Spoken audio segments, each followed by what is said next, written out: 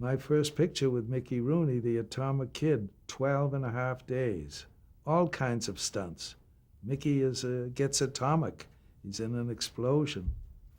As a matter of fact, there's even a story about it, and everything has a story.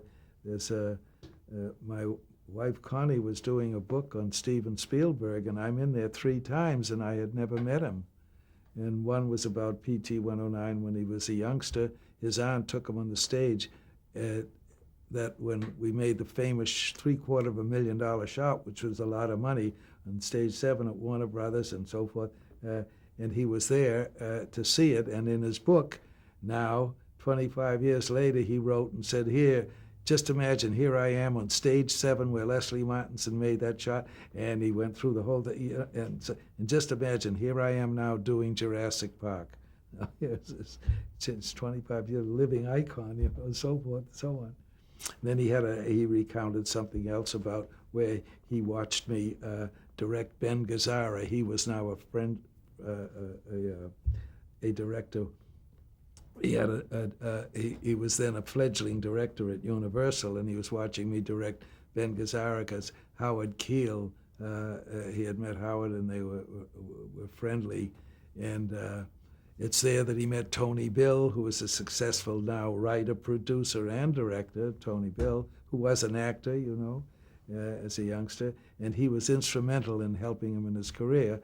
And then at the very end, she came in a 3rd time, and Joe McBride, Joe McBride wrote biographies just on actors and had done one on Stephen.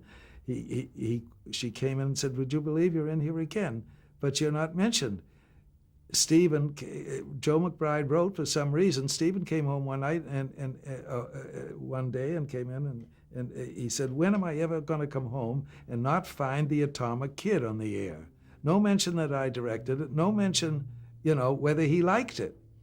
I finally met him 2 years ago. I was invited to a DreamWorks after the Academy Award presentation where he received the Lifetime Achievement Award, and there, as we were leaving, he was late, and it was now it was well after 12, and he was downstairs with the press, and there we were at this lavish big thing, all of DreamWorks there, caviar in every corner, and it was just tremendous. And I was with several of the senior guild men. I remarked we're the only men here with gray hair, and Jack Shea, the president, was with me, and Dan Petrie and a couple of others.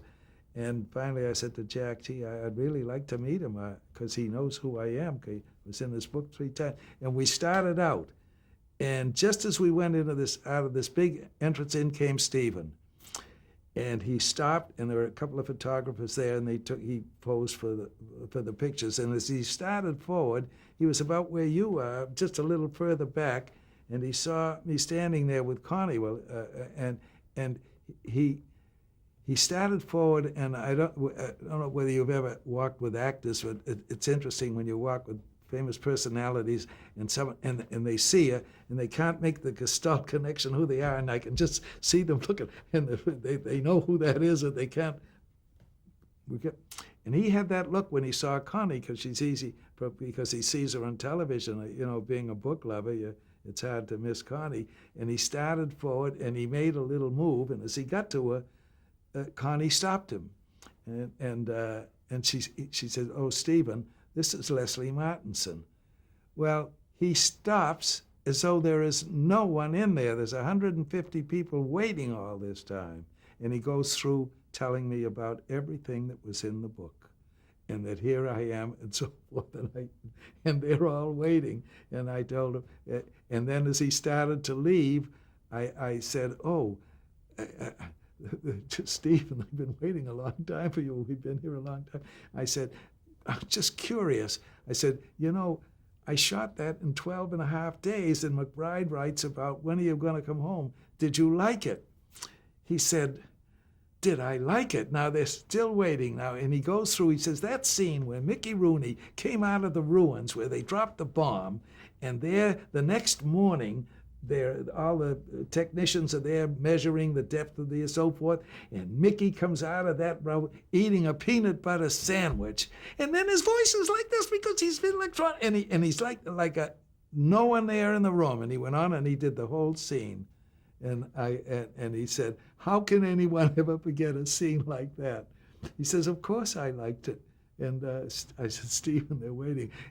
And we were with him at least 2 minutes, and Jack Say behind it wanted to congratulate him because he did give a magnificent acceptance speech.